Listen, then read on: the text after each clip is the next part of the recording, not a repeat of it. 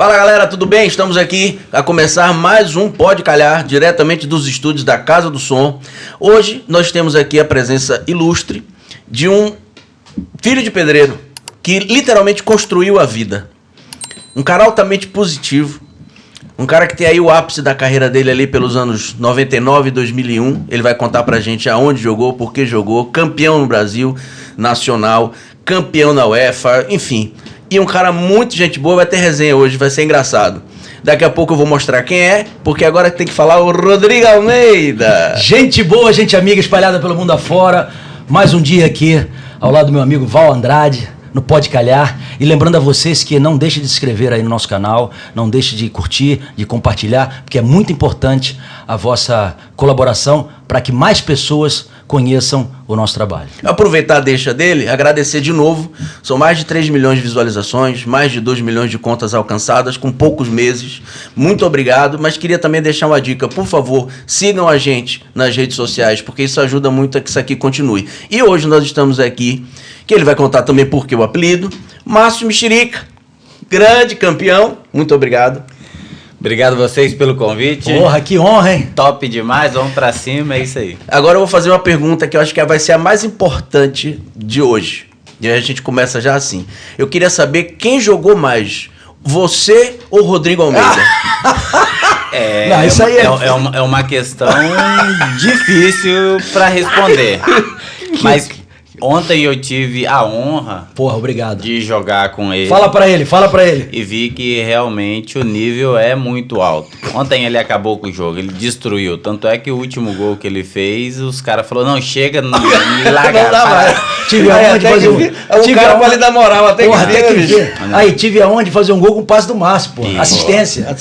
Sabe o que eu tenho que dizer? Respeite a minha história. Pra variar. Daqui a pouco vai começar a história do Vasco, ele fez algumas jogadas que acabou não estando de acordo com o futebol que ele estava apresentando, mas agora há pouco ele falou que ele também tem uma dificuldade de visão e aí então dá pra entender. É o famoso curupira, joga com os pés pra trás. Tá porra.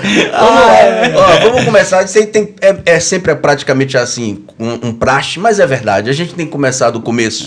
Fala um pouco e a gente já depois entra pro futebol. Mas veio lá de Bragança, paulista, e fala um pouquinho ali da infância, como é que foi, como chegou no futebol, e a gente vai indo. Bem, eu sou de Biritiba Mirim, que é interior de São Paulo também, né? Fui criado ali, nasci em Mogi das Cruzes, fui criado em Biritiba Mirim, e o meu sonho sempre foi ser jogador de futebol, né? Desde sempre. Desde sempre, desde quando eu me conheço por gente, né? Isso é o que pulsava no meu coração. E então eu trabalhava muito, jogava muito nas escolinhas ali, nas brincadeiras, nesses campeonatos, até que eu tive a possibilidade, né, um convite para ir para Portuguesa em São Paulo.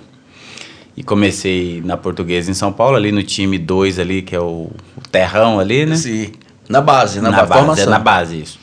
E um diretor do Bragantino era amigo do treinador, ele sempre ia lá, né, assistir os treinos. E não tinha como não perceber o meu talento, né? E aí, ali já foi, me chamou para ir pro Bragantino. E aí comecei a carreira no Bragantino. Que maravilha. E quase não profissionalizou, né?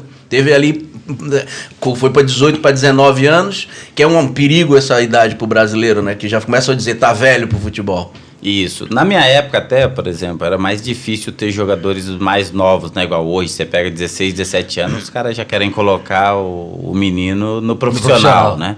Para vender mais rápido e tal, e acaba sendo mais valorizado nessa idade. Na minha época tinha a questão de estar mais maduro para jogar, então o menino ia até o final mesmo do júnior ali, daí depois eles usavam o critério de profissionalização. E eu fui até o limite, né? Praticamente eu fui me profissionalizar nos últimos 3 meses, né? Então, se eu não me profissionalizo, saio do clube e vou embora, né? E o que ficou muito marcante para mim foi que eu tinha um amigo, depois eu descobri que ele era gato, que ele filho de uma boa mãe. Era uma coisa muito comum, né, cara? E na época ele era como 7'6", eu sou 7'5". Então ele, dentro do Júnior, ele tinha 1 ano a mais do que eu ainda para jogar. E eu tava nos últimos 3 meses. Só que ele era gato, na verdade, então eu acho que ele era 7'3", 7'4", só que ele tava como 7'6". E aí, numa conversa, ele falou assim pra mim, mas eu não tava com essa consciência, né? E ele brincou e falou assim, deixa eu te falar, eu ainda tenho mais um ano, vocês não se profissionalizar, daqui a pouco os caras vão te mandar embora. Rapaz, me deu um frio na barriga, eu falei, rapaz, é verdade. Falei, eu tenho pouco tempo, né? Mas graças a Deus deu certo. Veio um treinador com uma visão fantástica também, o Souzão. Souzão. E me deu a oportunidade ali, acabei indo bem. E ele foi pro profissional e me levou pro profissional e me profissionalizei. Ainda era só Bragantino nessa época, né? Era só Bragantino. E depois mudando de nomes e tudo mais. A mudança do clube veio, acho que há 4 anos atrás, né? Que a Red Bull comprou. Aquela época era a época do Nabi Abichedid, por aí, né? Era a época do Nabi, né? Era a família Chedi ali que tomava conta de tudo, né? Com o Nabi e o Marquinhos Chedi. E no início dos anos 90, o Bragantino foi campeão paulista, não foi? Foi campeão em 90, né? Em 91 ali que ele teve a questão do Campeonato Paulista e vice do brasileiro, né? Então quando eu fui pro Bragantino em 94. Uhum.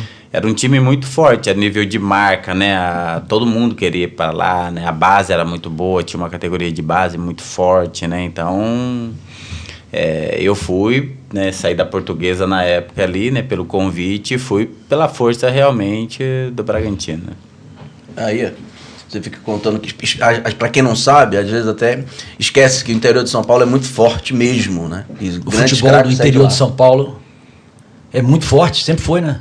Muito forte, sempre foi. E hoje perdeu bastante, né? Mas, por exemplo, Guarani, União de Araras, era time muito forte, né? Que teve aí o Roberto Carlos, saiu de lá, né? Você fala... Teve o Guarani, período lá do São Caetano, né? São Caetano, Ponte Preta, São Caetano. Antes, a Ponte Preta foi vice. O Guarani foi campeão brasileiro, acho que em 78, campeão, não foi? Não.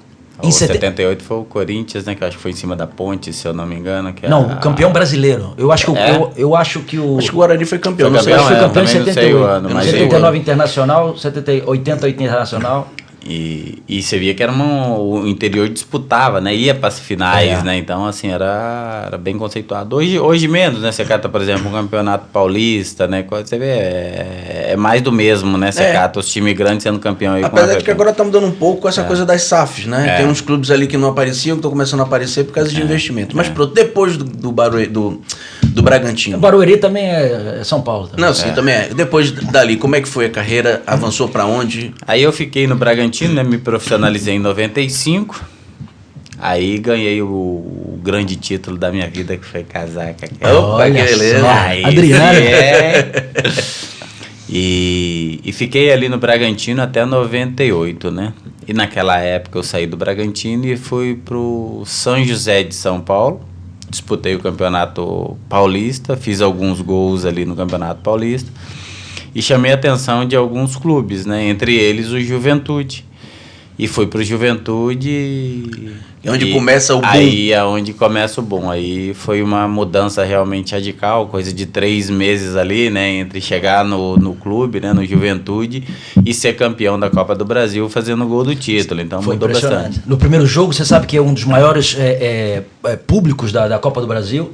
É o primeiro jogo da final contra o Botafogo no Maracanã. Não, o segundo final. O segundo foi.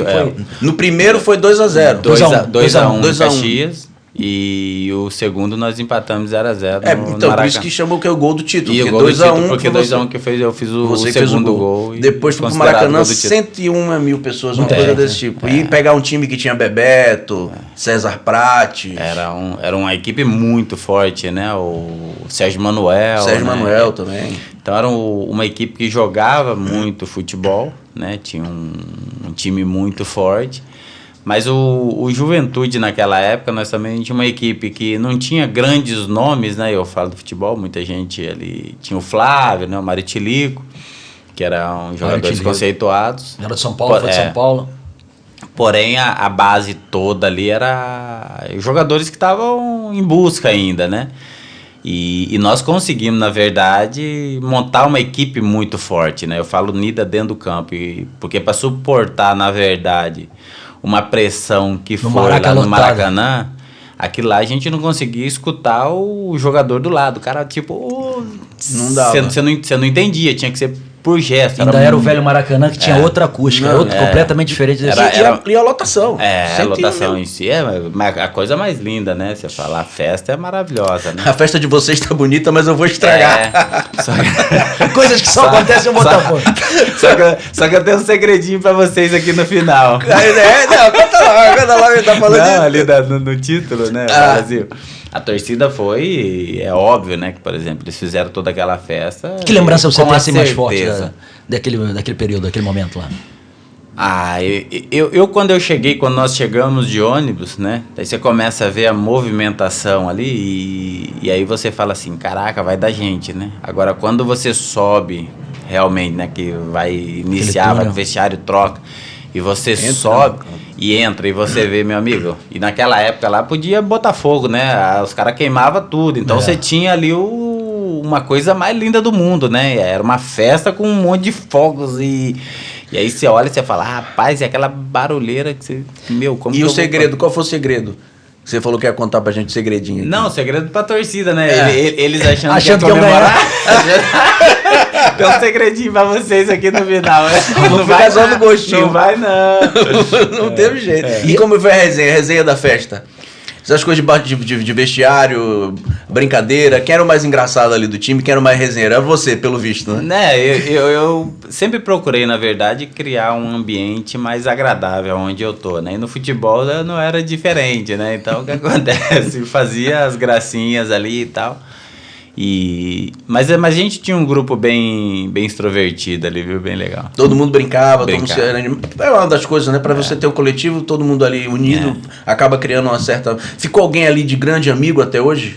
Sim, eu tenho, por exemplo, o Laurinho é uma pessoa que eu gosto bastante, né? O Kiko, que é um menino que até essa semana passada ele mandou mensagem pra mim. Então a gente fica ali, né? O Emerson, que hoje é o presidente do Bahia, também é um cara que eu gosto bastante, que é o goleiro. Né? Então, assim, o grupo todo, na verdade, é muito unido. A gente tem o grupo ali, né? Que é os jogadores que foram campeões. A gente tem um grupo ali tem uma comunicação ali. O Marcos Teixeira, né? Que é um outro cara também. Então, assim... Acaba não se falando com frequência, mas a gente tem uma admiração e um contato muito legal. Os laços estão aí feitos. Né? E o Maracanã, naquela altura, não se aquecia no campo. Era lá dentro. Lá dentro. Então vocês andavam naquele túnel, quando saía, via aquela... Você tá doido, você fala, meu Deus do céu. Era impressionante, realmente. E você nunca foi expulso, não é isso? Eu nunca fui expulso. Como é que foi essa final? Lhe deram muita porrada? Como é que você lidou com isso? Você é atacante, toma porrada. Eu fui um jogador que eu apanhei muito, né? Mas também bati muito, né? Porque eu usava muito o corpo, né? Então, uma das coisas mais fortes que eu tinha realmente era isso, né? Por exemplo, eu protegia muito bem a bola, né? Então, o que acontece? Essa questão de fazer a parede, né? Que é o que se usava, né? O treinador falava muito, Márcio, faz a parede. Muitas vezes eu falava, rapaz, já fiz a parede, já reboquei, já passei gesso, já pintei, já tá... Não foi uma só não, foram várias. Você quer que eu faça? Continue fazendo parede? Eu vi jogar bola, pô. Tem alguma porrada, falando em porrada, algum zagueiro que você se lembra assim, aquela jogada desgraçada? Rapaz, tem o Domingos. Domingos. Uma vez eu fui jogar Atlético Mineiro e Santos, na Vila Belmiro. Esse cara me deu uma porrada num contra-ataque, só que eu era metida a forte, né? Então, tipo assim, eu queria botar medo no zagueiro, né? Então, e aí veio um Domingos, aí numa dividida, ele me deu uma dividida, cara, mas meu corpo todo estremeceu. Eu bati o pé no chão assim, eu falei assim, não vou aguentar ficar de pé, né? Eu olhei e o negão parecia que não tinha feito nada com ele. Eu posicionei e saí como se não tivesse doendo nada, mas pensando, pelo amor de Deus, eu não vou mais na dividida com esse cara mais nunca. Vou jogar do outro lado. Vou jogar do outro lado. Hoje eu falo pros meus filhos, né? Eu tenho 2 filhos que jogam. E aí eu brinco com eles e falo assim, deixa eu falar uma coisa, vocês têm que treinar, cara, porque o Domingos tá botando o filho dele pra treinar lá e nós precisamos ganhar a próxima batalha. Até hoje. E o que você mais aconselha teus filhos? Eles estão seguindo a tua carreira? São avançados, são atacantes também, né? 2 atacantes, 2 meninos de ouro, assim, com um futuro brilhante. Jogam muito bem mesmo. Estão no Brasil ainda? Estão no Brasil, Um estava agora no Paraná, né? Ele estava no São Joséense.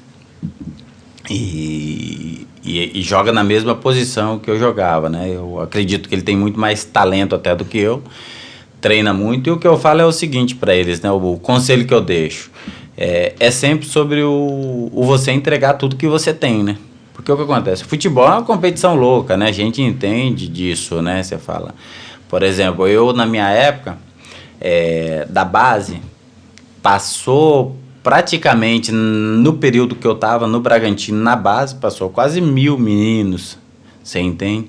Aí quando a gente pega o histórico hoje de jogadores que se tornaram profissional, nós vamos falar de 10, 12 jogadores. O funil vai estreitando. É muito, muito pouco.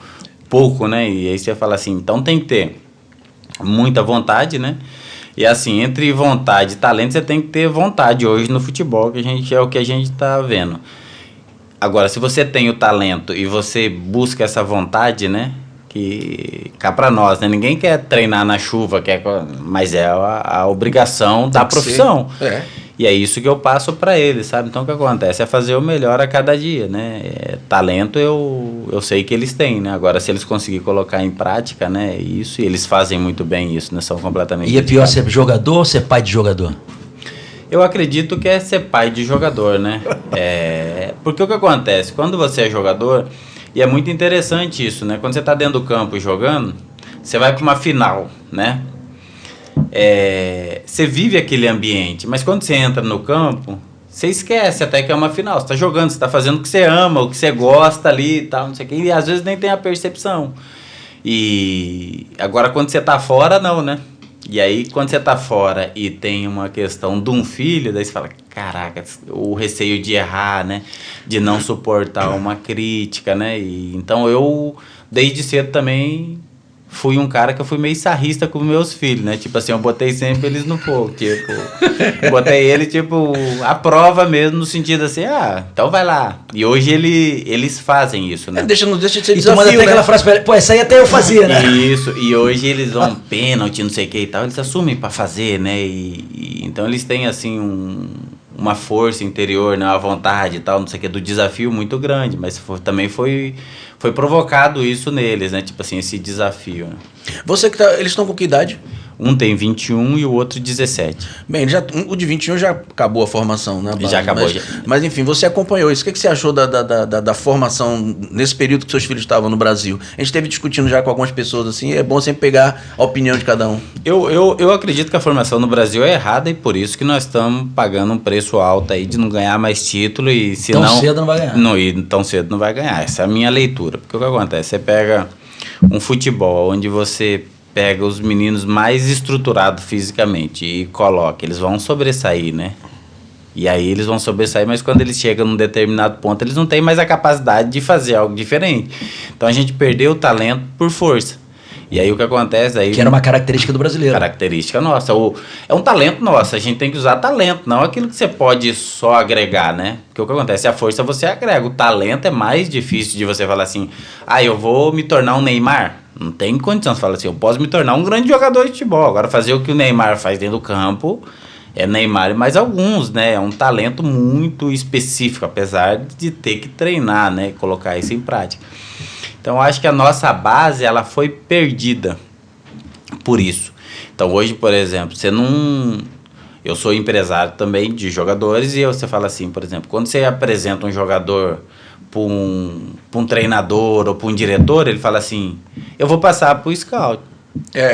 Tudo é o scout. Ele não fala assim, eu vou analisar. E às vezes o treinador, ele fala assim, cara, esse jogador é muito bom, vou passar para o scout. E o scout fala, não quero. Você entende? A gente tem outras opções aqui. O que você está falando? Você tira o olho do talento mesmo, tipo assim, e coloca em números. E números, eles são, nesse caso, eles são mentirosos. Por quê? Porque aonde não se arrisca, o número pode ser perfeito. E o futebol é o lugar de se arriscar. Então, às vezes, o cara que mais erra é o que mais produz. Olha aí. E aí, quando você pega o scout fala, cara, mas esse cara erra muito. Fez 12 finalizações, mas acertou 2 gols. Fez dois gols da vitória. E o outro, às vezes, finalizou 2 vezes, não errou, chutou as 2 bolas no gol, mas não fez o gol. Você entende? Então, assim, e às vezes o meia também, né? Eu costumo dizer que tem um amigo meu que jogou comigo na base, não vou dar o nome dele aqui, Mas o cara, se fosse hoje, ele talvez seria um dos jogadores mais caros que tinha. Por quê? Ele pegava a bola, era um volante, tinha um passe muito bom mesmo. Controle de bola, muito bom. E ele jogava de 5. Então ele pegava a bola sempre de frente. E sempre com espaço. E como ele tinha um passe muito bom, ele não errava passe. Mas o que ele fazia? Ele buscava a bola do lateral direito e mandava para o lateral esquerdo. E aí ele corria esse trecho aqui. O lateral esquerdo mandava a bola para ele de novo, que era a opção que tinha, que lá na frente estava fechado. Mandava para ele. Ele ia e virava pro outro lado. E ele fazendo isso aqui. Burocrático, né? Burocrático. O jogo dele não rendia nada. Pro time, aquilo ali era muito ruim. Era ruim. Mas os números acertavam tudo. Só que o número dele, se tivesse um scout, ele falava, o Real Madrid contrataria ele. E às vezes contrata mas não produziria nada. Não produziria, não passa pra bola pro lado. Então, assim, o brasileiro, se ele não mudar, deixa o cara errar. Você entende? Eu costumo dizer pros meus filhos isso, né? E falo, erra. O que tem errar? Exato, faz parte. Você entende? O que tem errar? Cara, a gente corrige, você errou, chutei mal, driblei mal, mas tenta, faz, você entende? Então, o Neymar é Neymar porque erra muito, né? Mas o Neymar, como ele já faz muito, então ele errou 3, 4, 5 lances, ninguém fala nada. Outro atleta, o treinador já vai falar, opa, peraí. Você acredita que hoje o futebol, o talento, eles estão, ou seja, evitam que o jogador tenha essa criatividade, desenvolva isso para ser mais burocrático, para acertar mais, não é isso? É isso aí. Mas só que aí nós estamos para trás, porque quando você pega uma Alemanha, é óbvio que os caras saem desde a base fazendo isso aqui e não tem tanto talento, né? Eu falo o poder de fora de série, né? o fora de série. Então eles fazem isso e vão fazer muito melhor do que qualquer brasileiro. Então o que acontece? Qualquer time, né, europeu vai ter muito mais capacidade de fazer isso. E agora foi o diretor do Flamengo, e eu achei muito interessante o Boto. E o Boto, ele foi lá e falou assim, mais ou menos isso a entrevista dele. Falou assim, deixa eu falar uma coisa, a gente precisa voltar a usar o talento do brasileiro. Né? O que acontece? Vocês foram copiados a vida inteira. Todo mundo queria ser o Brasil. Aí o Brasil catou e falou assim, não, eu quero ser a Europa. E aí o que acontece? Eles pegaram o talento que vocês tinham e colocaram força neles. A entrevista dele fala mais ou menos isso, né? Assim, e aí eu achei muito interessante isso, que é realmente isso. É como se você tivesse o melhor e todo mundo quisesse aquilo, mas se olhasse pro jardim do outro e falasse assim... A planta do jardim do outro tá mais verde, né? Daí você fala assim, mas não tem nada a ver, você entende? Então o que acontece? Nós copiamos o errado dentro de uma linha. Eu acho que uma coisa que tem que corrigir no Brasil, e eu tive 15 anos no futebol, né, profissional aí aproximadamente, e isso eu acho que a gente tem que corrigir rápido, que é o que? O respeitar a autoridade, né? Você pegar um atleta e ele jogando ou não, ele saber que o treinador é a autoridade dele, né? Mas a gente tem exemplo muito negativo até profissionalmente falando, né? E eu não vou pontuar aqui, né? Que não é o caso. Mas, por exemplo, a ordem do treinador, né? Dirigente, ela tem que ser mais firme. E o brasileiro, ele deixa muito solto isso, né? Então, isso é complexo. É uma transição, né? A gente está passando treinadores boleiros para treinadores mais técnicos e isso tá causando uma confusão, e no meio disso ainda é essa questão de não deixar os meninos jogarem, se divertirem, errar, porque você erra, depois você assiste e conserta. Você analisa, para isso que se filma as partidas. Ele errou ali, tá, vamos ver por quê. E aí depois vai aprender, e se você não errar, você não aprende. Já que você falou isso aí do futebol brasileiro, como você vê a seleção brasileira no momento atual? Fique à vontade. Não, o que acontece? O que se faz na base vai pro profissional, e o que faz no profissional vai pra seleção brasileira. Não tem meio termo, né? Eu planto aqui, eu vou colher aqui. A seleção brasileira, na verdade, é um reflexo dos clubes, certo? Então, por exemplo, se ela estiver muito bem, é que os clubes estão produzindo muitos atletas bem, estão fazendo o papel dele devido. Agora, quando você vai para uma seleção brasileira, né, e você fala, desculpa, não pode tomar de 4-1 de uma Argentina numa facilidade, né, e tá perdido, né? Você fala, a gente não pode tomar de 7 de uma Alemanha. Cara, tem coisa fora do eixo, porque não é que não pode, não é menosprezando essas seleções que, por sinal, são muito boas. Mas é quem nós somos, né? Sim. Claro. Por exemplo, uma coisa é você entrar num jogo e você falar assim, eu perdi de 2-1, né? E foi amarrado e, né?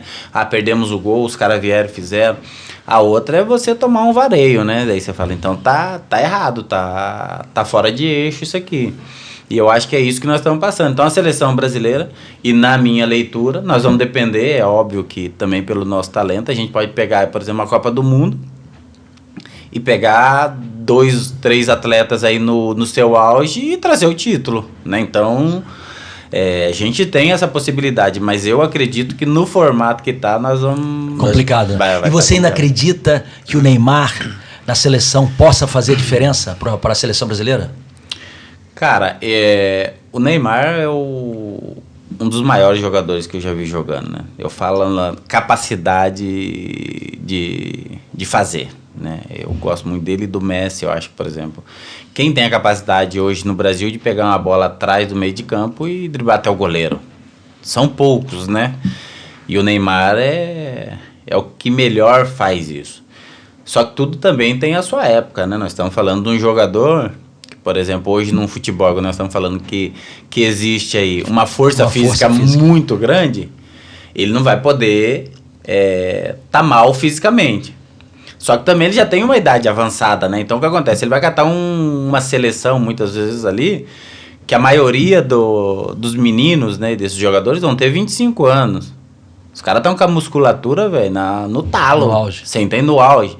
É o cara que é capaz de ser driblado e recuperar a bola no lance seguinte, né? Então, o Neymar teria que ter condição de driblar 2, 3 vezes a mesma pessoa, né? E ter gente para jogar com ele. E ter gente para jogar com ele. essa inteligência. É igual eu tenho um exemplo até de um amigo que jogou no Japão. Ele falou, cara, no Japão é muito legal jogar, tal, não sei o quê. Só que difícil, cara, é que você dribla o mesmo japonês umas 15 vezes. Ele tem certeza que era outro japonês? Ou não é o mesmo japonês, né?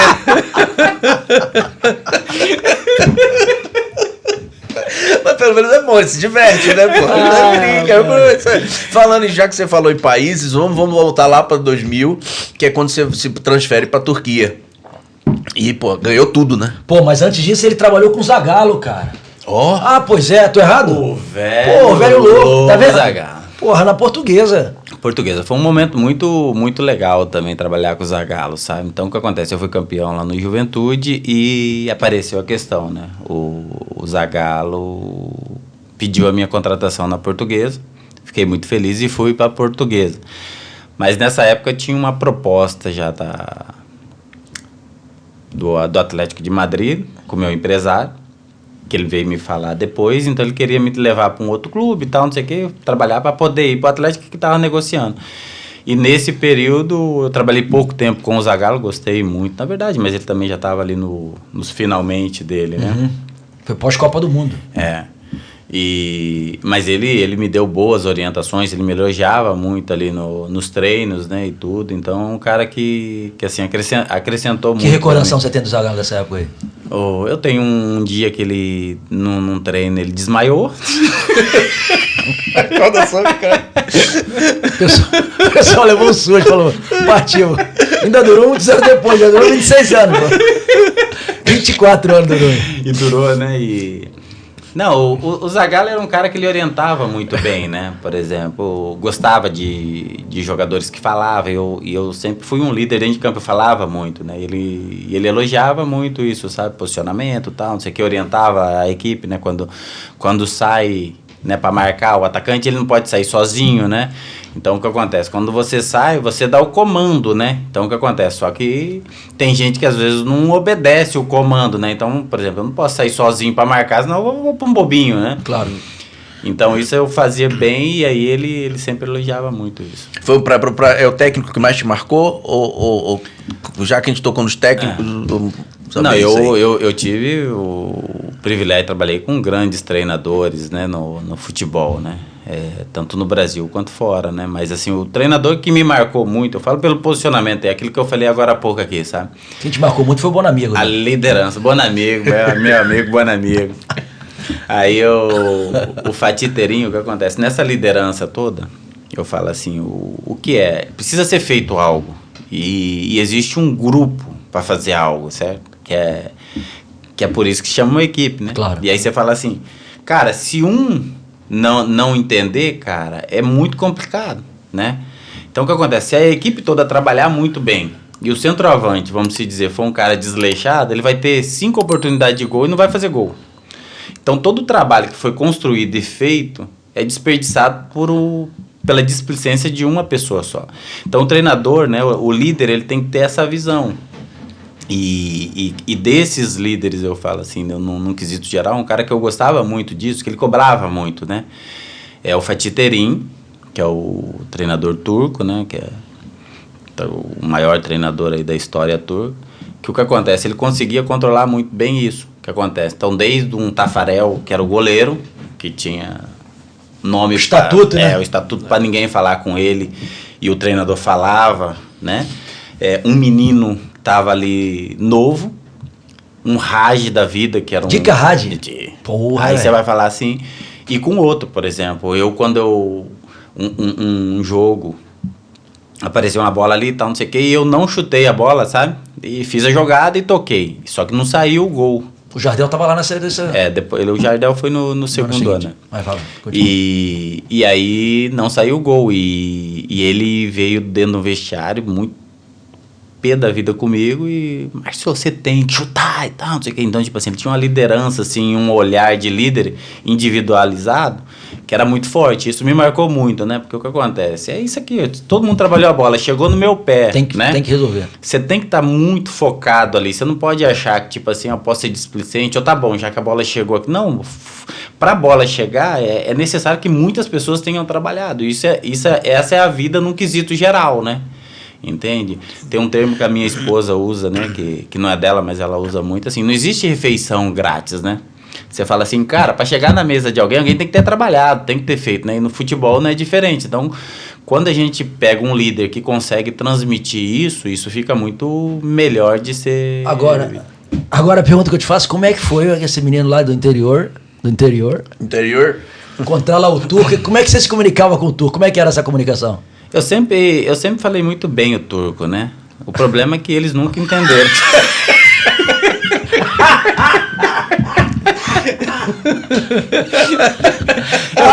Eu nunca tive problema de falar língua nenhuma. Eles aqui não entendem. Agora, como é que eu tem que chutar pro gol, Como é que era isso aí? Tinha um intérprete ali do lado? Como é que era? Ou era na mímica? É que ele pedia, né? Tipo, é que o futebol, como ele é universal, ele traz também essa facilidade, né?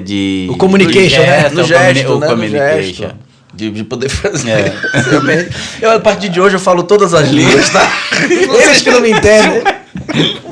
Meu Deus, mas pronto, mas conta aí, como é que foi essa sensação, cara, de chegar lá no Galatasaray e campeão turco, campeão da Copa da Turquia, depois campeão da Copa da UEFA, depois da Supercopa, a Supertaça, tudo no mesmo ano.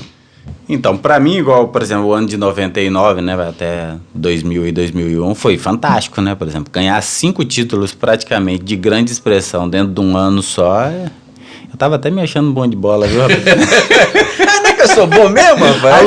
Alô, Filipão, me leva, Filipão. Depois teve uns torcedores aí que não deixou eu ficar mais pensando nisso. Depois eu entro nesse detalhe também. Mas assim, é muito gratificante, né? Você fala, por exemplo, quando eu fui pro Galatasaray, igual eu falei, a gente tava com outras propostas, né? Igual o meu empresário falou ali e tal, a gente estudando. E aí o Capone, que tinha ido pro Galatasaray, me ligou e falou, Márcio, os caras tão doidos por você aqui. E eu fui, sentei com o meu empresário, falei, não, eu quero ir embora. Então fechou o negócio muito rápido, né? E aí eu vou pra lá, e na época a gente não tinha informação igual a gente tem hoje.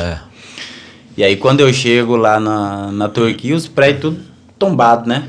Foi do terremoto, teve um terremoto grande. Teve um terremoto grande 10 dias antes da gente... Quando souberam que você ia pra lá, teve até terremoto. Não, tremeu, o negócio tremeu, né? Uma das maiores transações do mundo na época. E aí o que acontece? Chegamos lá meio assustado, começamos a olhar, não sei o que, muita gente morreu, e eu falei, cara, como é que é isso, né? E aí você vai pro futebol ali, você vê o fanatismo, as pessoas também ali... Turquia também é uma pressão. Esse sofrimento que teve ali, as pessoas também precisam de algo para aliviar o coração, e o futebol é algo que faz isso, né? Então, o que acontece? Tem esse poder. Tem esse poder. E aí eu vi ali um fanatismo absurdo, né? Pra você ter um parâmetro, eu saí do Brasil, não tinha um reconhecimento muito grande, apesar de ter ganhado o título, tá ali, né? Jogando num time grande. Mas não tinha, como é que fala... A projeção, né? Não, esse reconhecimento, tanto de mídias quanto de torcedores, né? E quando eu entro no aeroporto na Turquia... Será que sou eu mesmo? Não, mas um mundo de gente ali, fotógrafo tal, não sei o quê. Eu olhei pra trás e falei, tá vindo quem aí? O Van Damme tá vindo aí.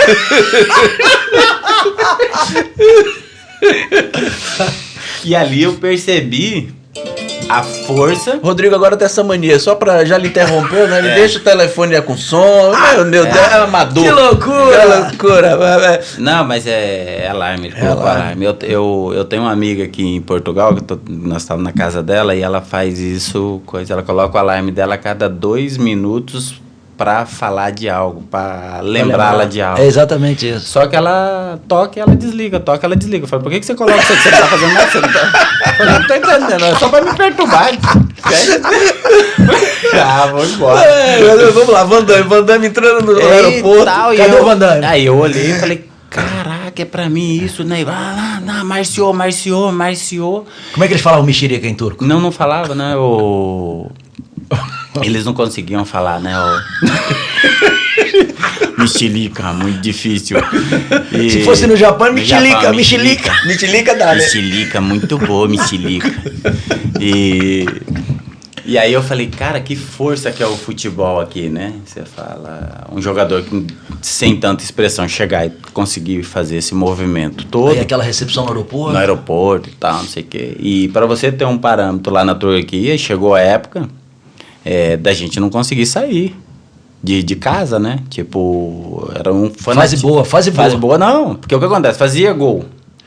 E aí o que acontece? Você ia sair, repórter na porta, acompanhava, fazia não sei o que e tal, tipo, eles são isso, né? E então assim, eu tenho um carinho, né, e um respeito pela forma que eles torcem, né, na Turquia, muito grande. Isso é realmente, né? Você se sente acolhido, né? E eles até ultrapassam isso, porque os jogos de futebol é uma loucura, né? Uma torcida querendo matar a outra.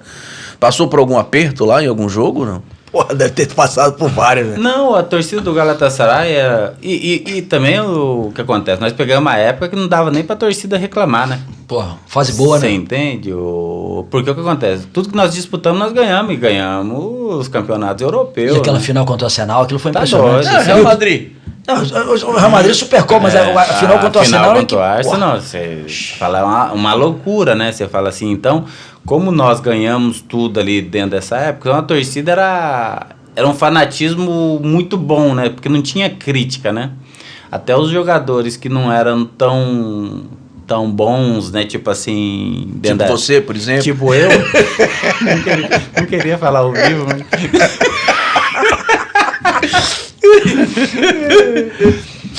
Tipo assim, parecia que era o fora da curva. Quem que você coincidiu lá nessa época no Galatasaray? De jogadores que... Como ele falou, Tafarel, além do Tafarel, quem mais? Que jogava comigo? O Okan, que é o treinador hoje do Galatasaray. O Hakan Şükür, que é um dos maiores atacantes, né? Que era meia seleção turca aquilo, né? Na verdade, eu acho que era mais da metade, viu? Por exemplo, quando ia ter jogo da seleção turca, para vocês terem um parâmetro, levava quase toda a nossa equipe. Uhum. Quem ficava de fora? Tafarel, o Raj, o Jorge Popescu. Aí o Capone, né, que era o outro zagueiro. E desses caras todos, os mais diferenciados, eu. Entendeu? Sem dúvida. Não tenho dúvida nenhuma disso, pô. Por isso que hoje a gente vem fazer contigo aqui. E vem cá, Tafarel, experiência de jogar com o campeão do mundo. O Tafarel, eu falo do Tafarel e da família dele, sabe? O maior exemplo que eu tenho de ser humano, de de pessoa que realmente ajuda a outra, sabe? Que se coloca no lugar da outra. Ele não precisava, por exemplo, quando cheguei lá, o Tafarel, ele virou meu pai, né? Tipo assim... Sim, pela diferença de idade e Não, e pelo carinho, pelo você carinho. entende? Tipo assim, entender que, por exemplo, assim... Cara, você é um menino novo, tá chegando, vem aqui. Pra você ter um parâmetro, ele se colocou à disposição de tudo. Mas o que você precisar. E me ajudava em tudo. Chamava a gente para almoçar, jantar com uma frequência, né? Levava, por exemplo, a gente ia concentrar, minha esposa ia dormir na casa dele, com a família dele. É um cara que, tipo... Eu falo assim, a melhor pessoa que eu conheci dentro do futebol em todos os aspectos. Você tem um parâmetro como esse cara faz... Não foi só comigo, né? Eu falo assim, o carinho que eu tenho, porque ele realmente é fora da curva comigo. Há 2 anos atrás, né, mais ou menos, eu fui para Porto Alegre e falei, Tafa, tô aqui. Eu falei, ó, se quiser me encontrar, me avisa aqui, tá, a gente faz alguma coisa. Cara, esse cara, ele tinha ido pro aniversário do filho do Alisson, que é o goleiro. E ele falou, não, eu preciso te encontrar, vai me encontrar. Ele foi pro aniversário, saiu do aniversário mais cedo, fez um churrasco pra nós na casa dele, só pra estar com a gente, cara. Tipo, pra você ter um parâmetro, o que é o Tafarel, sabe? O que é a família dele, né? Então, assim, cara, eu amo muito eles, cara. Tanto os filhos, né? A esposa dele, a Andréia, ele, eu tenho um carinho, assim, uma admiração muito grande. Que maravilha. Agora, também vou falar uma coisa. Se o Tafarel, depois de tantos anos, fez questão de estar contigo, é porque vocês também são pessoas que fizeram por merecer esse carinho. Meu jogador! Meu jogador! Eu deixei a bola aqui, cara. Daqui a pouco ele vai falar, poxa, meu sonho era que você jogasse no Vasco. Eu doido, precisando de um elogio aqui pra continuar, cara. Tá vendo? É assim que você ganha o convidado. Deu certo. É assim que o Tafarel Fala, tá achando que o cara vai fazer o churrasco pra você, né? Que gol que tu fez ontem. Não foi? Pelo amor de Deus. Aquele primeiro ou o último? O primeiro. Sabe por quê? Ah. O defesa tava com a camisola de quem? Do Flamengo. Do Flamengo. Eu falei, eu vou fazer um chapéu, mas eu falei, eu não quis humilhar, porque eram 5 minutos de jogo. Se eu já dou um chapéu naquele rapaz, aí eu só... Com a esquerda. E depois ele te deu um drible lá, que tirar sarro, né? Que tirar onda, tomou outro gol. E daí você falou pra ele assim... Vai tomar o gol, hein? É melhor do que drible. Porra, cara, eu te fiz uma cueca. Porra, o gol vale mais, porra. Tá vendo? Então, você não falou, me respeita, cara. Sua sorte é que eu não jogo, pô. Se eu jogasse, pô. Né? Mas enfim, e no ano 2000, que já foi o segundo ano lá, que aquilo lá... 2001, né? Você chegou em 2000. Aquilo lá não correu muito bem, teve algum motivo pra não ter ido não ter ficado mais tempo, coisa do tipo? O que acontece? Na verdade, eu fiz um contrato de 2 anos, né, no Galatasaray, que foi de 99 a 2001. E aí, 99 para 2000 foi a época que nós fizemos todos esses êxitos. E aí, contrataram o Jardel, correto? Que é um grande amigo meu. E aí, eu tô no Brasil, na verdade, eu tava em casa no Brasil, e aí eu vi a notícia, né? Galatasaray contrata Jardel por 16 milhões de dólares. Eu falei, caraca. Eu e o Jardel não dá pra jogar junto. São estilos parecidos. Né? E aí eu peguei e falei, não vou. E aí, na época, o Galatasaray me devia um dinheiro e eu falei assim, ó, quando vocês não acertar, eu não volto. Que eu falei assim, eles não vão acertar e aí eu vou pra outro clube, que eu precisava jogar, né? Tava num momento muito bom, né? E aí o treinador, o Luchesco, me ligou e falou, Márcio, deixa eu te falar uma coisa. Né, tava até o Luchesco e o Tafarel, porque eu não fui pra pré-temporada, eu fiquei em casa, falei, eu não vou, tal, não sei quem, quando acertar. Aí o Luchesco me liga, junto com o Tafarel, e ele fala assim, ó, o que acontece? Eu acompanhei o Galatasaray nesse ano, e no meu time vai jogar você e o Jardel. Eu trouxe o Jardel porque eu quero jogar com 2 atacantes de área. E aí eles estavam na Suíça fazendo pré-temporada e eu fui pra Suíça. Daí eles acertaram lá e eu fui pra Suíça e achei que eu ia jogar. E aí quando o Jardel chegou, ele chegou muito mal ali no coisa, né? Mas Jardel é Jardel, claro. Né? Então ele chegou mal, tal, não sei o que, daqui a pouco gol aqui, gol lá, tal, não sei o que. E a gente fez alguns jogos junto. Mas realmente não dá liga, né? 2 caras de área. Tipo assim, isso pesa pro time, né? E aí jogamos alguns jogos, tal, não sei o quê, e o time não foi mal, foi até bem, mas não dava para jogar os dois, e aí eu saí do time e, consequentemente, fiquei ali trabalhando para jogar. Então jogava, não jogava, tal, não sei o que, aquela coisa toda, e aí esse ano aí deu uma baixadinha ali na... E aí acaba o ano, você acaba saindo de lá, né? Aí Como é que surge a proposta para vir para Portugal? E aí o Jardel tinha saído daqui, e aí ele me convidou para vir aqui conhecer Portugal. Aí nós viemos a passeio. E quando viemos a passeio, ele falou, cara, se calhar aqui é um bom lugar para você jogar. E aí nós passamos em frente ao estádio do Boa Vista, até minha esposa olhou pro estádio e essa mulher aí, quando ela fala uma coisa... Receba! Rapaz, receba. Ai, gostaria que você jogasse aqui. E logo na sequência, o Jardel, numa conversa com o presidente do Boa Vista... Muito prestígio que o Jardel muito tinha prestígio.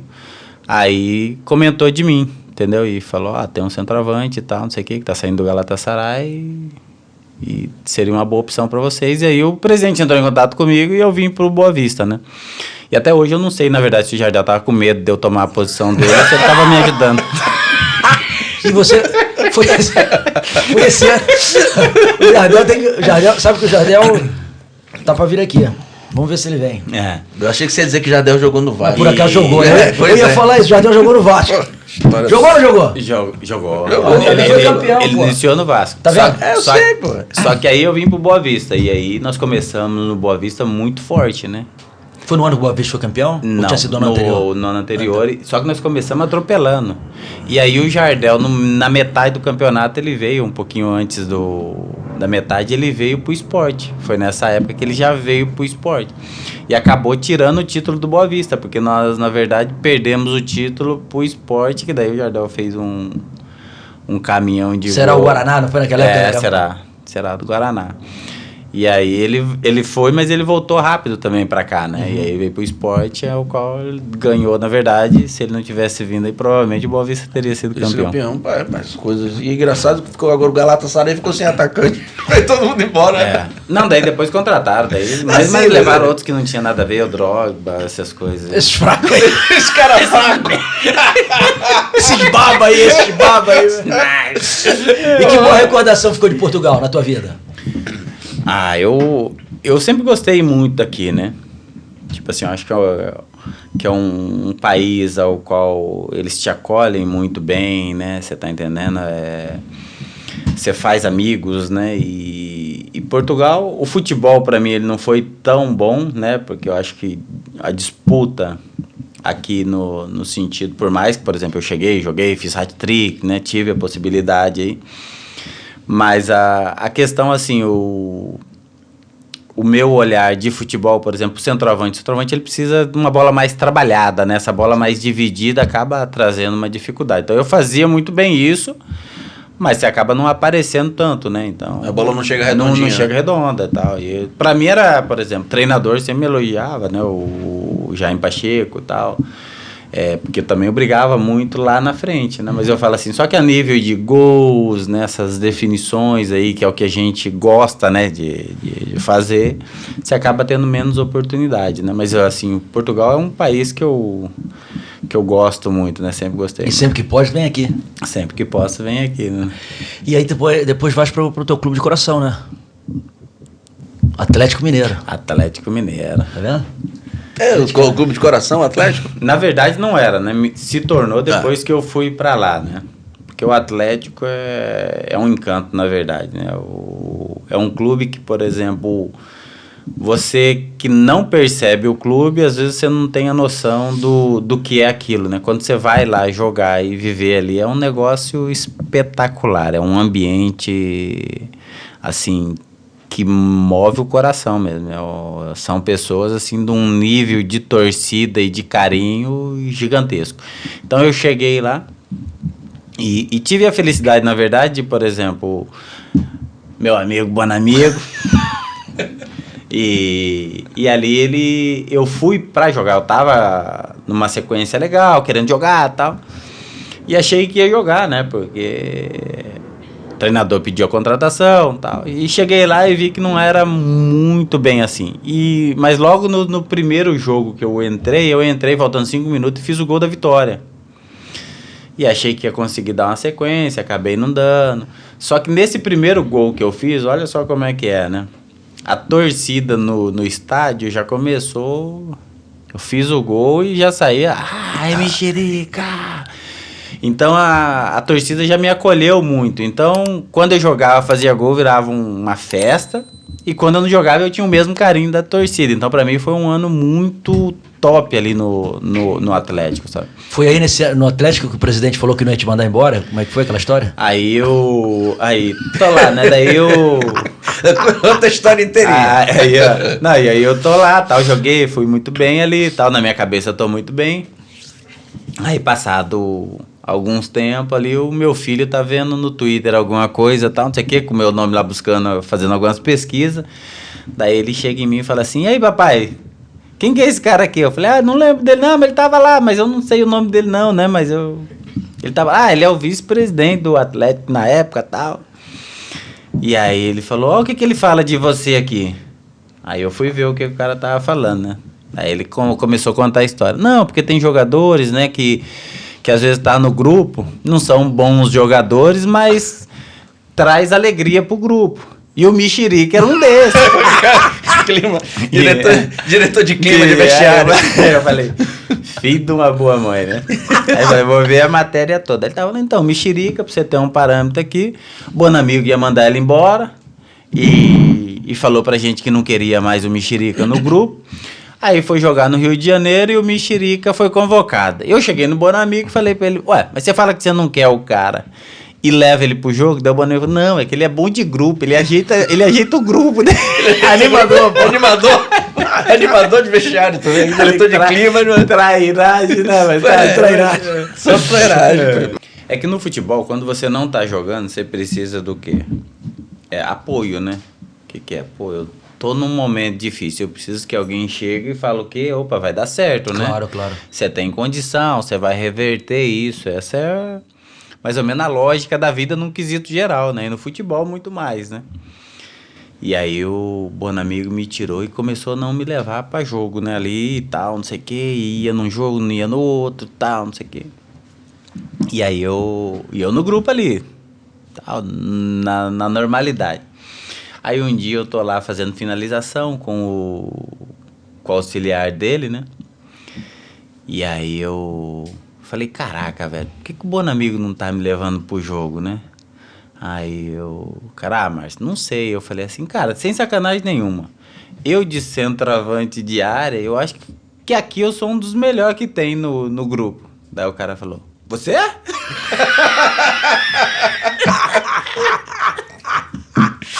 Assim mesmo na lata. Você? Falei, rapaz. Tá respondido. Tá respondido. Falei, não vou mais pra jogo nenhum, tô vendo. Depois do Atlético, você segue para outros clubes no Brasil ainda joga um bom tempo, né? Eu fui pro São Caetano, né? O São Caetano nessa época aí era um clube que tava com recursos, né? Ainda. Sim, e tal. Daí foi ali. Tinha patrocinador forte, né? Levou o Edilson Capetinha, né? Tinha um time muito forte ali. Jogou com o Edilson lá? Isso. Ele jogou comigo, né, Val? Sim, claro. Eu esqueci, desculpa, eu esqueci. Se o Edilson ver isso, ele vai responder, porque ele também fala a mesma coisa, né? Ele fala isso direto, né? Então, grandes jogadores, né, no São Caetano ali também. Depois eu fui rodando até parar, que foi na Ponte Preta, né? O último ano que eu joguei, né? Na verdade, poderia, assim, fisicamente eu tinha condição de ir um pouco mais, mas ali começa a ter um estresse mais por causa de família, eu falo, os filhos pequenos, daí você vai fazer um contrato, é contrato curto, né? E aí, na época, eu já tinha montado alguns negócios também, falei, vou cuidar das minhas coisas e você é um cara que se preparou, mas a gente vai falar disso já se preparou para o depois. Agora, assim, se você pudesse... Pode. É chato ser mas não tem problema. O segundo, o terceiro e o quarto não fiquem chateados. Qual é o jogador mais especial da sua carreira? Você fala que eu joguei com ele? Além do Tafarel, né? Que a gente já sabe. É. Não, eu poderia, se ele disser que é o Tafarel, mas eu queria saber aquele cara que assim, que porra, tá no meu coração e...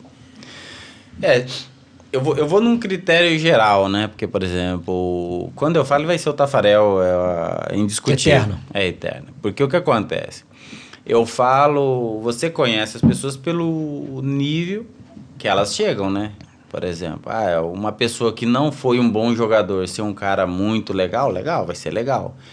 Mas agora, ele não alcançou um nível nem de quase de idolatria, né? E de ser querido num país todo, né? Por exemplo, o Tafarel tem isso, né, cara? Eu falo assim, então... Em vários países.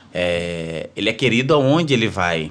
Ele tem admiração das pessoas aonde ele vai. Então, quando ele vem aqui e se propõe a ajudar pessoas, né? E no caso, aquilo que ele fez comigo, ele marcou muito, né? Então, eu acho que o cara mais fantástico que eu joguei, né? E eu tive a possibilidade, por exemplo, o Raj também é um cara muito legal, mas é da dele, você entende? Então, eu não tenho contra... alguns atletas de nome. Mas eu falo aquele que realmente tem uma disposição, igual eu dei o exemplo aqui pra vocês, pô, o cara tá no aniversário, parar o aniversário, né? Eu sair mais cedo ali e tal, não sei o quê. Pra dar atenção. Pra dar uma atenção, ir lá e fazer um churrasco, sabe? Não, mas eu tal, não sei o quê. Cara, isso é muito top. Então, assim, o cara mais top que eu joguei, pelo que conquistou, né? Eu falo um cara que ficou aí 10 anos na seleção brasileira, que é querido por todo mundo até hoje, né? Campeão do mundo. Campeão do mundo. Todo mundo fala desse cara até hoje. E ele ter essa simplicidade mesmo, ele, a família dele, sabe? De acolher. De acolher. Falando de seleção, vamos fazer uma brincadeira, então. O guarda-redes, guarda-redes aqui em Portugal, no goleiro ele já sabe que é o Tafarel. Monta a seleção. Não é seleção brasileira. Seleção de quem você jogou. Lateral direito. O Marcos Teixeira, zagueiro. Capone? Capone 1. Mas deixa o cara fazer a seleção dele, porra. Que eu joguei com muita gente, né? O Índio, que eu acho que era a zaga do Juventude na época, né? Lateral esquerdo eu colocaria o Rubens Cardoso. Volante eu colocaria o Zé Luiz. Meia. Pode montar o meio campo se você quiser, 3 volantes, estilo Carilha, assim, 200 volantes ali atrás. Vou colocar o Zé Luiz e o William, que é o que jogou no Flamengo, que é os 2 volantes ali, pegador, que eu gosto desse estilo de jogo, né? Colocaria ali um meia de ligação, uma Bilha, que é um cara que foi muito fora da curva. Aí eu colocaria, na verdade, 3 atacantes, né? Que seria eu... Maurílio também, o cara que daí eu preciso de gente que cruza, né? Claro. Agora tem que arrumar o do lado esquerdo aqui. E o Serginho, que jogou aqui no Boa Vista também, era um cara do lado esquerdo que fazia grandes jogadas, assim, pro estilo de jogo era bem importante. Eu acho que eu montaria essa equipe. Tá bom. Depois vai fazer a ilustração disso. Tem tempo, né? Porque demorou pra buscar as coisas. Dá. Vamos fazer. Agora eu lembrei de uma coisa. Você jogou com o Elton no Leiria, não foi? Joguei com o Elton no Leiria. Que recordação tem dessa época com o Elton é um cara fantástico, né? Resenha demais. Resenha demais. Bom na música. Bom na música. Um cara que tem uma disposição também, assim, de fazer as coisas. Na época nós criamos algo ali em Leiria e ele se propôs a estar na frente, cuidou, né? Que foi até uma igreja, né? E ela tocar e... Bacana. E aí o meu filho ia... a Adri tava grávida, né? E aí eu queria criar uma música, tal, não sei o quê. Pensei, falei com ele, falei, cara, tô pensando em fazer a consagração do meu filho, vai ser assim. Ele fez uma música, se dedicou, tal, não sei o quê. Ele deu a música com letra, com tudo. E a música não é muito o meu forte, sabe? Eu tenho uma voz um pouco deficiente, né? Com um pouco de dificuldade. E ele foi... O cara joga bem, canta bem, cara, é música mesmo. Não. Você gosta de canto? Hã? Gosta de canto? Não, eu gosto, mas... Então vai ali pro canto. Vai pro canto. Eu gosto, mas é desse canto, porque o outro só de ouvir. Mas igual eu falo, eu canto também, sabe? Igual eu falo idiomas, né? Exatamente, eu canto, porque vocês não gostam. Eu gosto, quem não gosta é quem ouve. O Elton tá devendo uma visita aqui, gente. Mas vai vir. Do que é que você tem mais saudade e o que você tem, não tem nenhuma saudade do tempo de jogador? Saudade, o vestiário, né? Esse ambiente, ele é muito rico, né? Eu falo, da brincadeira, de estar fazendo o que gosta, por exemplo. Eu lembro o primeiro salário que eu recebi como jogador, que é o quê? Cara, tô sendo pago para fazer o que eu amo, né? Então, tipo assim, você tá num ambiente, né, que você ama, é algo fantástico. Você tá ali, é o trabalho, né? Mas é algo fantástico. E esse ambiente que eu falo assim, por exemplo, tem muita gente no futebol que é muito sarrista, né? Então, tipo assim, você entra num ambiente que é comédia, né? Você entra... Então, você vive muitos anos ali, né? E quando você sai desse ambiente, fica uma saudade muito grande, né? Então, às vezes, quando eu vou num ambiente de futebol, né? Seja com jogadores ali, você fala, cara, isso dá muita saudade. E o que não tem nenhuma saudade? Concentração, fica longe da família. Clássico, é sempre essa mesma. É curioso, quase todo mundo diz essas duas. O ambiente do balneário e a concentração. Concentração, ela acaba com o atleta, né? E tem gente, tem treinadores e coisas que os caras colocam 2 dias pra concentrar, né? Você fala, cara,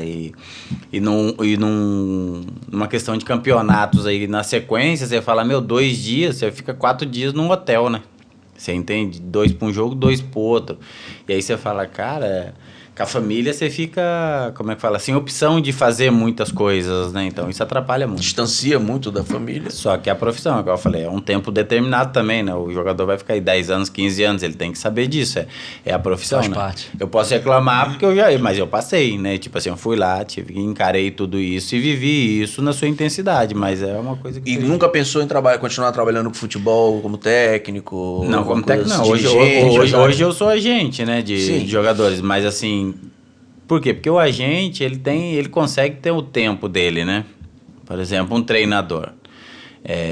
Cara, eu tô com os treinadores, né? Você fala assim, o treinador, ele chega no vestiário 1 hora antes que todo mundo e tem que ficar depois, volta antes no outro treino e vai embora no final ou comecinho da noite praticamente. Então, o que acontece? É um tempo muito, muito grande que precisa desprender pro futebol.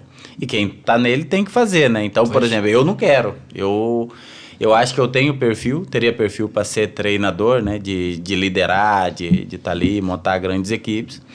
Porém, eu não teria disposição de tempo, né? Hoje, é porque eu sou muito apaixonado também, né? Minha mulher, o que acontece? Ela chegou na minha vida e ela tomou conta, né? Então, eu não consigo ficar longe dela. Amém. Eita! Que beleza! Que loucura, cara! Que loucura, cara! Pô, depois muito dessa... Bom, podia encerrar aqui, né? Mas tem mais coisa para perguntar. Poucas coisas, mas tem para perguntar ainda. Podia encerrar aqui, que porra... mas e formação também nunca pensou em trabalhar com formação? Que já é um perfil diferente, né? É diferente, na verdade, mas assim, para você trabalhar com formação sua, você vai ter que criar toda uma estrutura para ter isso. E aí requer esse tempo todo. Não dá para você falar assim, vou montar algo ali e não vou ver, né? Agora é curtir a vida. Eu falo, não. Curtir a vida e construir casa, porque é isso que eu ia perguntar agora que voltou pro começo. Pro começo, é isso aí. E agora, quais são os projetos agora que você tá fazendo? A linguiçaria ainda existe? A linguiçaria? Sim. Nós temos, na verdade, uma linguiçaria, né, em Bragança. Bragança é a capital nacional da linguiça, né, considerada. A original linguiçaria. E trabalhamos com outras coisas, né? Construção é uma delas. Criar filhos, que não é fácil. Criar filhos, né? Que hoje a preocupação maior realmente é estar orientando, estar cuidando deles da melhor maneira possível. Aí, como né? a gente já tem 2 para tomar já conta, tem gente, além dos que já tem. Isso aí. E a construção civil, que é uma coisa que está no meu coração, né? Desde pequeno, pelo meu pai e tal. Então a gente fica remanejando isso aqui, os negócios, né? A gente sabe também que nós estamos num país que não é tão simples de fazer negócio, né? Tem que estar sempre muito atento. É verdade. E é isso. Mas eu gosto, é o que pulsa o meu coração, né? Eu gosto de estar movimentando, fazendo as coisas, né? E assim. Sonho ainda. Um sonho. Ver os meus filhos... disputando, como é que fala, uma final, um contra o outro.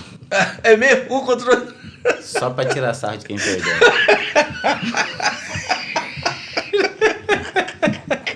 O que Independente, vai falar assim, chegar em casa, meu pai vai me descascar, vai falar. Faltou alguma coisa pra fazer na carreira de futebol, Márcio? E para a seleção brasileira? A verdade, não é uma coisa que eu tinha muito forte dentro de mim. Mas um dia eu sonhei que eu tinha ido para a seleção brasileira, né? E foi logo quando eu estava para parar ali nos finalmente. E foi muito forte, eu acordei chorando, sabe? Aquela coisa, uma vibração muito grande, e eu falei, faltou isso, né? Tipo... Então eu acho que se for em todos os aspectos, tá? É uma coisa que se pudesse voltar atrás, eu teria ter sido convocado, né? Ter participado daquele ambiente de seleção brasileira, ter defendido a seleção brasileira pelo menos um jogo. E teve algum momento que você esteve cotado para a seleção?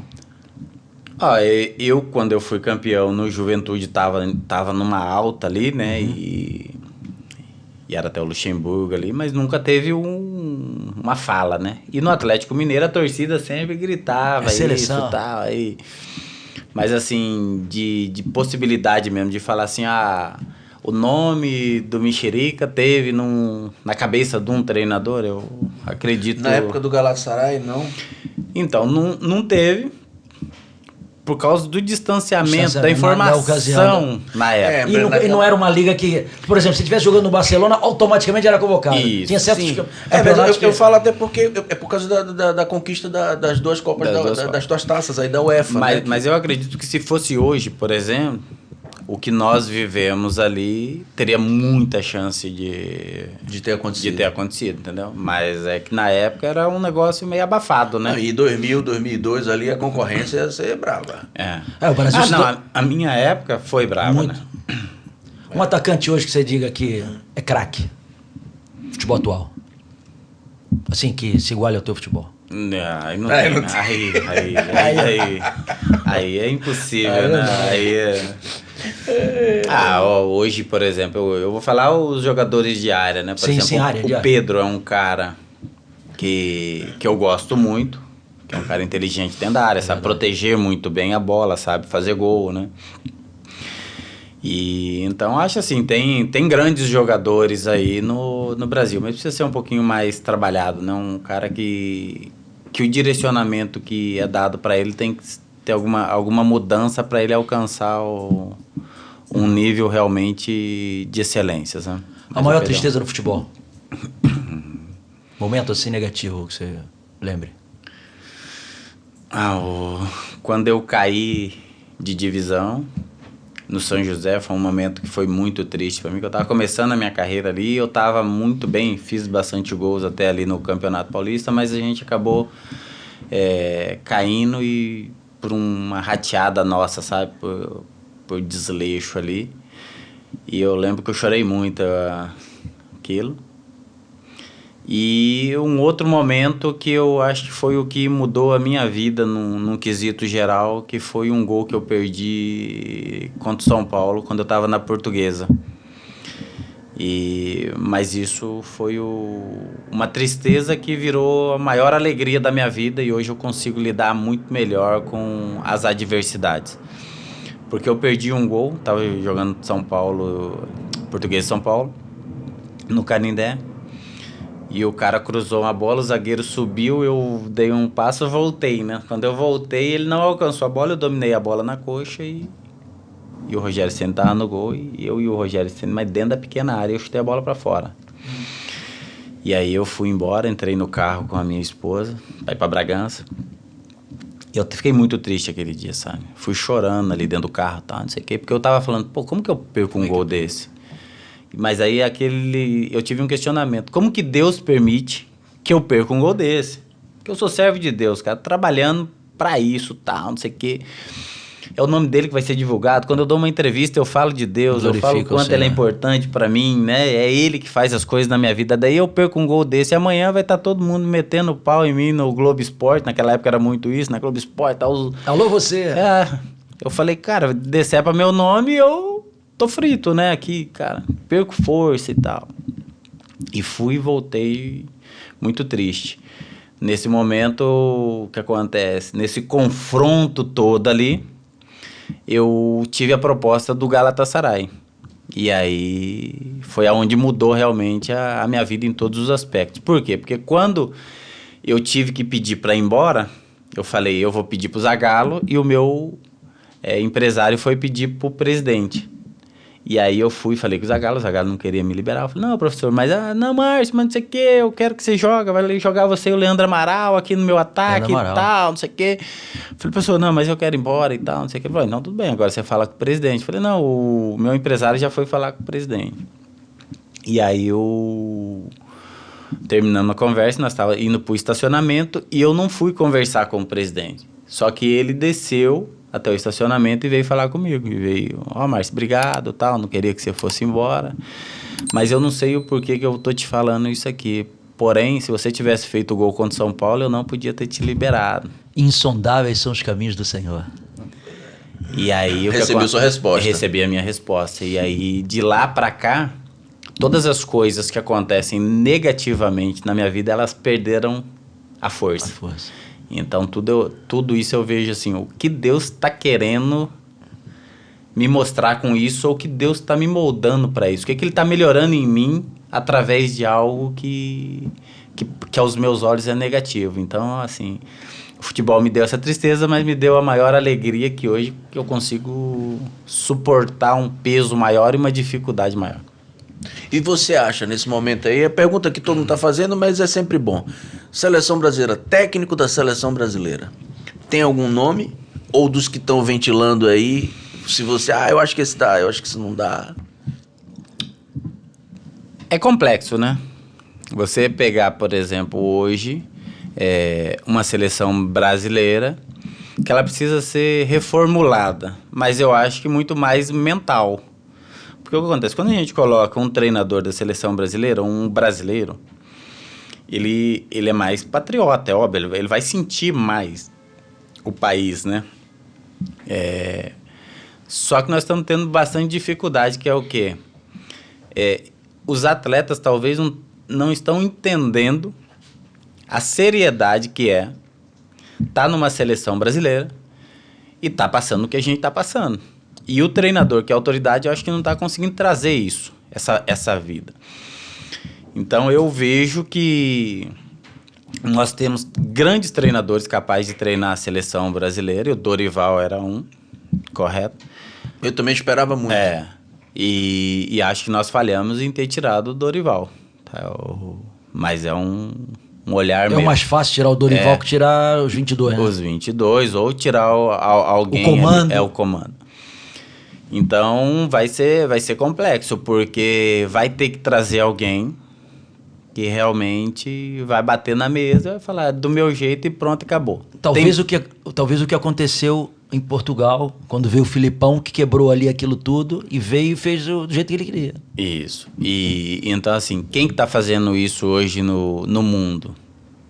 É os treinadores portugueses, né? Você entende? Então, o que acontece? Tem uma escola portuguesa de treinadores, que é isso aqui, por exemplo, é uma liderança muito forte. E eu falo, e o Brasil precisa de uma liderança muito forte. Talvez se você pegar a nível tático, nós temos gente no Brasil muito qualificada para fazer isso. Sem dúvida. Mas o que não está conseguindo ter é o controle. Não sei se vocês estão percebendo. Não, eu acho que está faltando aqui esse controle. Se a gente consegue trazer, por exemplo, um treinador brasileiro, seria muito melhor para nossa seleção. E algum nome brasileiro? Cara, nós temos, né? Renato Gaúcho, por exemplo?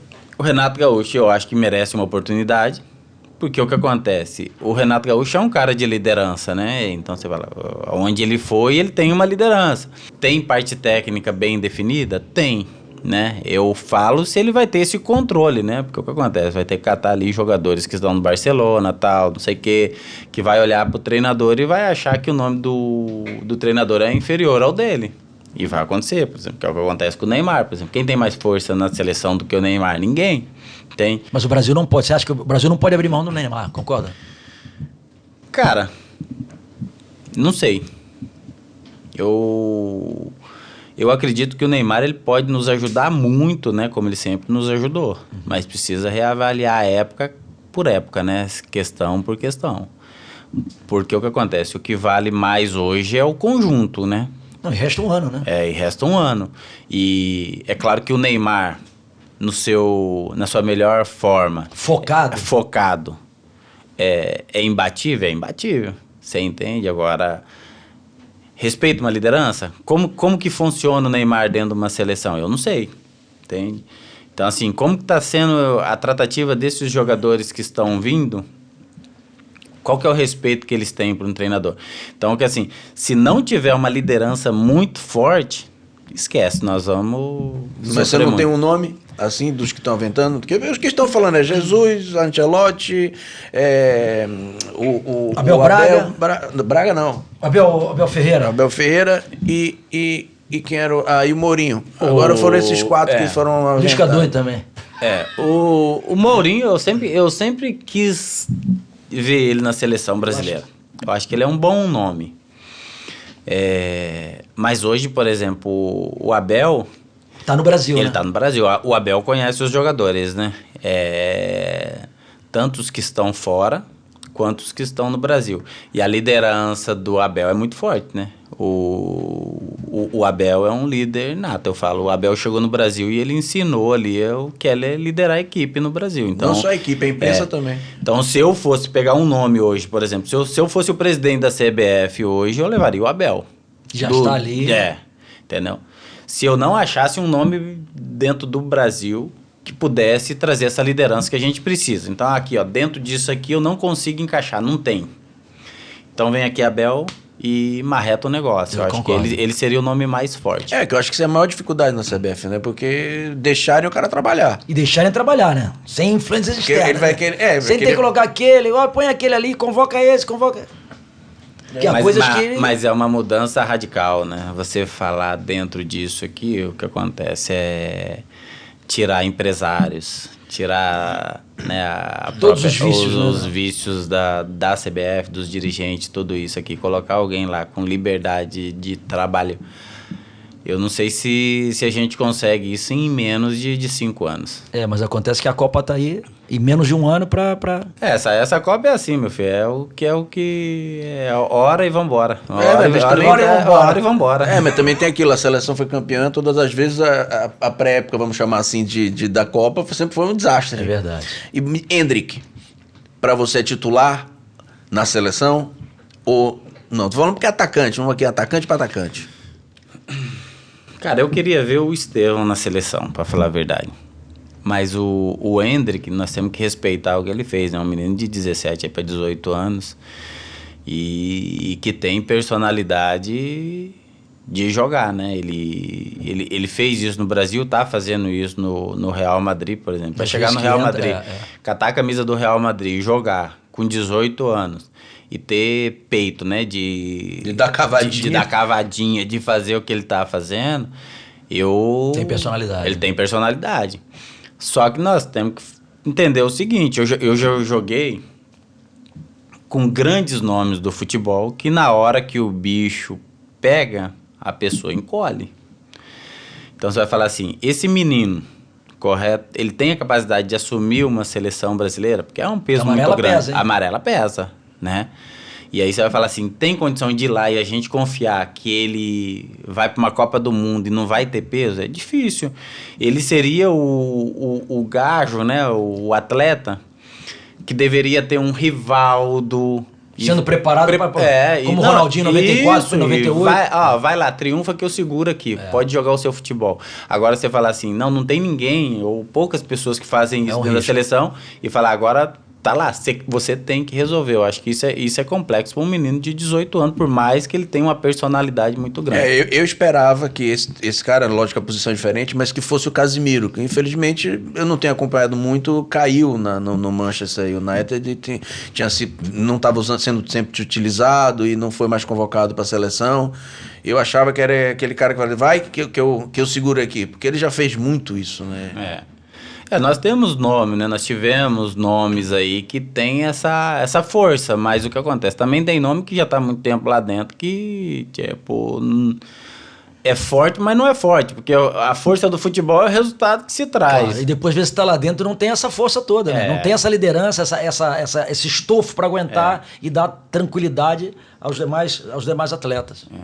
Pronto, olha, pessoal, infelizmente, estamos chegando ao nosso tempo. O nosso convidado de hoje tem compromisso com a mulher dele que está aqui. Vamos viajar ainda amanhã, tudo na correria. O meu grande amigo Rodrigo Almeida também tem. Infelizmente, agradecer. A gente vai ter que fazer um segundo para ouvir mais. Agora, só para encerrar, busca na memória alguma resenha. Por exemplo, você falou que jogou com o Edilson. Alguma palhaçada de vestiário, alguma coisa pra gente rir aqui no final. É porque a Adriana falou que você estava muito controlado aqui. Não, eu vou contar uma que eu gosto muito dessa, que é o do Marcelo Martelotti, treinador. Não sei se vocês conhecem ele. Ele foi goleiro do Bragantino, é um ídolo em Bragança, né? E aí, quando eu subi pro profissional, aí nós fomos jogar no Rio de Janeiro e nós fomos na churrascaria, né? Que é Porcão. Que era onde... E aí eu cheguei lá na churrascaria, imagina, meninão com a fome no talo, né? Boca livre. Boca livre, eu falei, é hoje. Falei, hoje eu vou comer tudo que tem aqui, né? Aí cheguei lá, tinha uns camarão desse tamanho aqui. Eu falei, vou começar pelos camarão. Nunca comi, mas é coisa de rico, com certeza eu vou gostar. Aí eu passei perto do Marcelo com um prato de camarão desse tamanho e ele olhou pra mim e falou, mexerica, deixa eu te falar uma coisa. Você não tá acostumado, hein? Comer camarão, vai dar dor de barriga. Eu falei, tem problema não, filho. Papel higiênico é barato.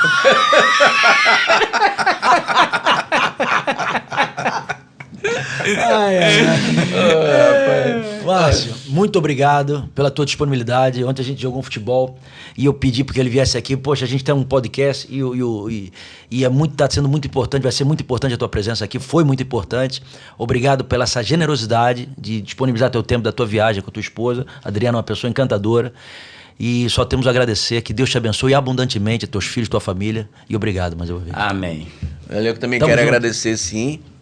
Porque o podcast Pode Calhar só tá dando certo porque pessoas como você têm dado atenção pra gente. Você falou que Tafarel lhe deu tanta atenção, lhe acolheu e tudo mais, e tá sendo muito importante pra gente receber tantos jogadores importantes que construíram carreiras importantes num podcast que tá só começando, com dois gajos aqui que não sabem jogar bola. Ei, já conheceu, para com isso. Respeita a minha história.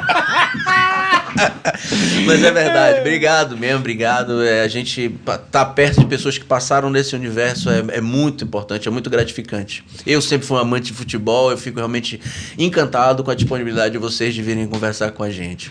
E em breve, volte. Que isso, eu que agradeço aí o convite de vocês, foi um prazer estar aqui.